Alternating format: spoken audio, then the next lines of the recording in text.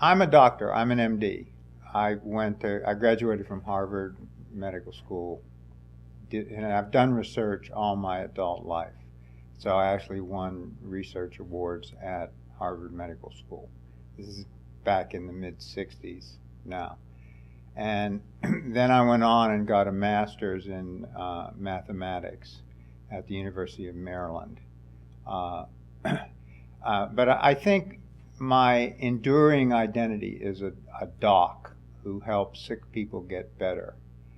And I'm doing it through research, through what I think are innovative ideas, as opposed to using standard traditional methods, which for a lot of things are just not working. I want to help sick people get better by thinking outside the box.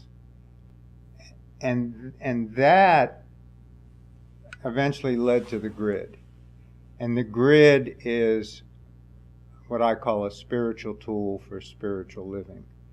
And the grid landed on me in like 1994. I was doing research using the 5 proportion, and it's literally like something came in and said, we want you to work on this. You have all the skills. You're a doctor. You realize the need to come up with innovative techniques. You understand mathematics. You understand abstract ideas. I incarnated in an East European Jewish Ashkenazi family in Johnstown, Pennsylvania in October 1938. And it was like I was toilet trained, and then I was going to go straight to medical school. I'm not really a practicing Jew, but I'm very into the mystical Jewish tradition. And you can do a lot of this research with Hebrew. The other aspect of being Jewish is you're an outsider. You're on the outside looking in. This research has put me like on the outside looking in. So I've never been an integral member of a dominant social group.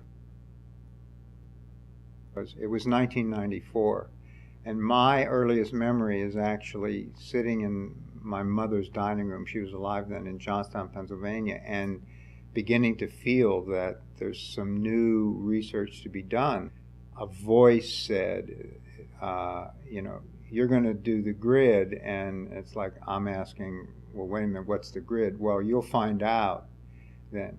So it represented a significant course correction.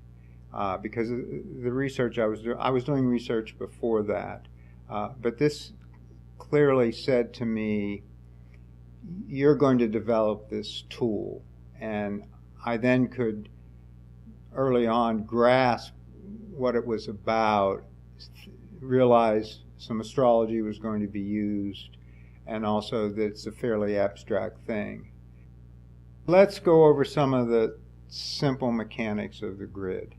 And basically what it is, it says you can take any date, month, day, year, and you don't need the time or the place, just the month, day, year, and say, is there a metaphysical theme behind that date?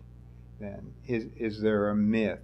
Can you relate it to the chakras? Can you relate it to there's certain group issues, certain individual issues? And that's what the grid does. It takes any date, month, day, year, and reads what the metaphysical backdrop is on that date.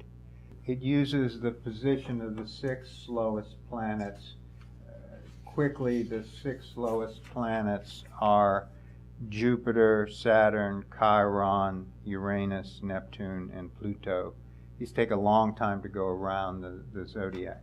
So on any given day, those 6 planets will be in one zodiac sign, and they'll be on a degree. Each zodiac sign contains 30 degrees. And then what we've done is we've created a grid. We've taken the 12 zodiac signs and the 30-degree windows and arrange them on one piece of paper called the grid. So this looks complicated, because it has 42 bits of information on it, 12 zodiac signs, 30-degree windows. The grid has 8 metaphysical themes. 4 involve group and 4 involve individual.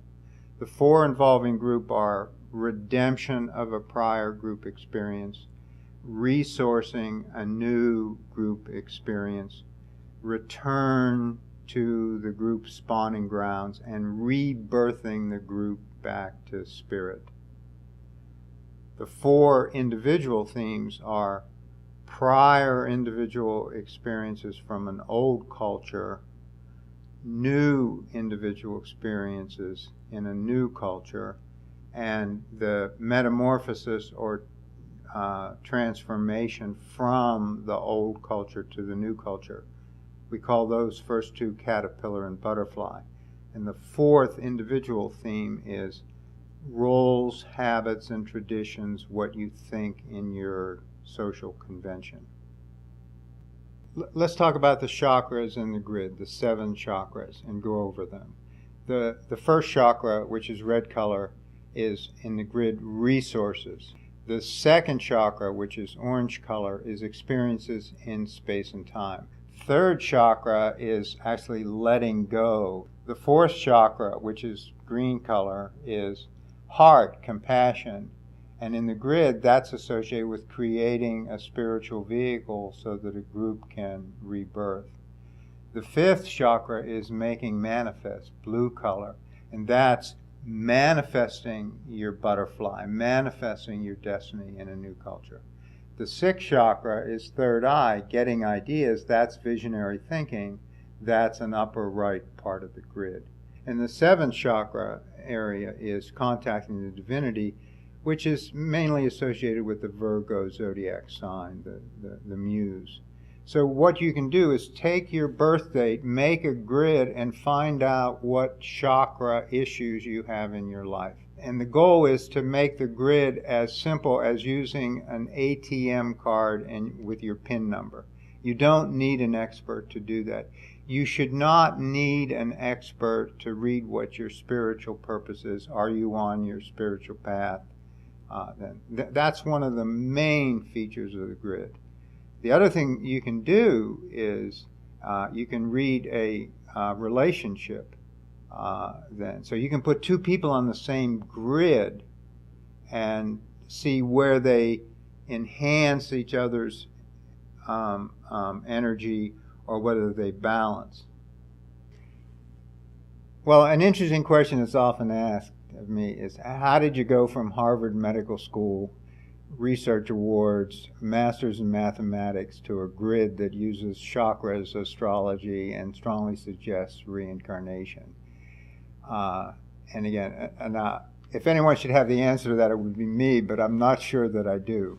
Actually, I think this is where you look at your life and you say, this has all been set up. I'm a believer in destiny, and that my soul has a destiny, and I think my coming up with the grid is an example of that. I'm wired from my grid to be able to do visionary thinking. So I'm good in mathematics, I'm good with abstract ideas. I'm also wired in the grid to have compassion for looking at my fellow sentient beings and saying, this is not working. We're out of touch with a lot of very deep spiritual ideas. And I'm a doc that wants to help sick people get better. But I also feel that I'm a teacher that is reminding people of ancient wisdom that we've forgotten. And that's basically what the grid is. It uses the chakras, it uses the idea of reincarnation, it uses group, individual, uses astrology. These are very old spiritual ideas. It also strongly suggests that we've disconnected from nature and we need to reconnect to nature. Now that's a very deep idea.